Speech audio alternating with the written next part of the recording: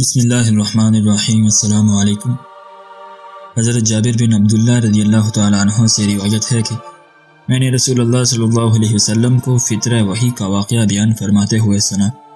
آپ نے اس ضمن میں فرمایا کہ ایک دفعہ میں کھلی جگہ چل رہا تھا کہ میں نے آسمان کی طرف سے آواز سنی۔ جب سر اٹھا کر اوپر دیکھا تو وہی فرشتہ جو غار حرا میں میرے پاس آیا تھا آسمان و زمین کے درمیان کرسی بچھائے ہوئے جلوہ نما ہے۔ جو ہی میں نے اس کو اس عظمت اور شان و شوکت سے عجیب حالت میں بیٹھے ہوئے دیکھا، مجھ پر حالت رعب طاری ہوئی اور میں گھٹنوں کے بل زمین پر بیٹھ گیا۔ پھر وہاں سے واپس ہوا تو اہل بیت سے کہا میرے اوپر چادر ڈالو۔ انہوں نے چادر ڈالی اور میری طبیعت سنبھلی تو اللہ رب العزت نے سورہ مدثر کی ابتدائی آیت نازل فرمائی، یا ایھا المدثر قم فانذر وربک فکبر۔ ان دونوں روایات کو بخاری و مسلم نے روایت کیا ہے۔ محبوب خدا علیہ السلام سے منقول ہے کہ رسول عربی نے غار حرا میں ایک اعتکاف بیٹھنے کی نظر مانی۔ اتفاقاً وہ مہینہ رمضان المبارک کا تھا۔ جب ایک رات آپ غار سے باہر نکلے تو السلام علیک کی آواز سنی۔ فرمایا میں نے اس کو کسی جن کی غیر متوقع آواز خیال کیا اور تیزی سے گھر کی طرف آ نکلا۔ حضرت خدیجہ رضی اللہ تعالیٰ عنہما کے پاس آیا۔ انہوں نے مجھے کپڑے کے ساتھ ڈھانپ دیا اور پوچھا کیا بات ہے۔ میں نے پورا واقعہ بیان کیا تو انہوں نے کہا آپ کے لیے بشارت ہو، کیونکہ کلمہ سلام خیری و عافیت کا پیام ہے۔ فرمایا پھر ایک دفعہ نکلا تو یوں معلوم ہوا کہ جبرائیل امین علیہ السلام سورج پر تشریف فرما ہے۔ ان کا ایک پر مشرق میں ہے اور دوسرا مغرب میں۔ مجھے ان کی یہ حالت دیکھ کر ہول اور دہشت کا احساس ہوا۔ تیزی سے غار کی طرف چلنے لگا۔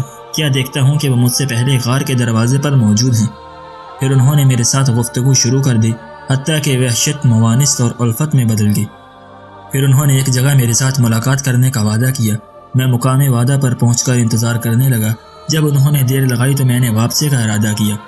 ناگاہ دیکھا تو حضرت جبرائیل اور میکائیل علیہ السلام سامنے موجود ہیں اور سارے افق کو ڈانپے ہوئے ہیں۔ پھر حضرت جبرائیل علیہ السلام نیچے اترے، مجھے سیدھا گدی کے بل سلا کر میرے سینے کو دل کے اوپر سے چاک کر کے اسے باہر نکالا اور پھر چیر کر اس میں جو کچھ نکالنا تھا وہ نکالا۔ پھر اسے سونے کے تشت میں رکھ کر مائع زمزم کے ساتھ دھویا۔ بعد ازاں اپنی جگہ رکھ کر اس کو درست کر دیا اور سینہ اقدس کو بھی پھر میری پیٹھ پر مہر نبوت لگائی۔ بعد ازاں مجھ سے کہا اقرا بسم ربک، اپنے رب کریم کے مقدس نام کے وسیلہ و اعانت سے پڑھیے۔ میں وہاں سے اٹھ کر جس درخت یا پتھر کے سامنے آیا، ہر ایک نے مجھے السلام علیکہ یا رسول اللہ کا پیارا سلام پیش کیا۔ حتیٰ کہ حضرت خدیجہ کے پاس آیا تو انہوں نے بھی السلام علیکہ یا رسول اللہ کہا۔ عبید بن عمیر سے سوال کیا گیا کہ رسول اکرم صلی اللہ علیہ وسلم پر ابتدائی نزول وحی کیسے ہوئی، حتیٰ کہ پھر جبرائیل علیہ السلام نازل ہونے لگے؟ تو انہوں نے کہا حبیب کریم علیہ الصلاۃ والتسلیم غار حرا میں ہر سال اعتکاف بیٹھتے تھے اور عبادت و اعتکاف قریش میں دور جاہلیت میں بھی مروج تھی۔ ان حضرت صلی اللہ علیہ وسلم جب بیٹھتے تو جو شخص بھی مساکین میں سے وہاں حاضر ہوتا آپ اس کو کھانا کھلاتے۔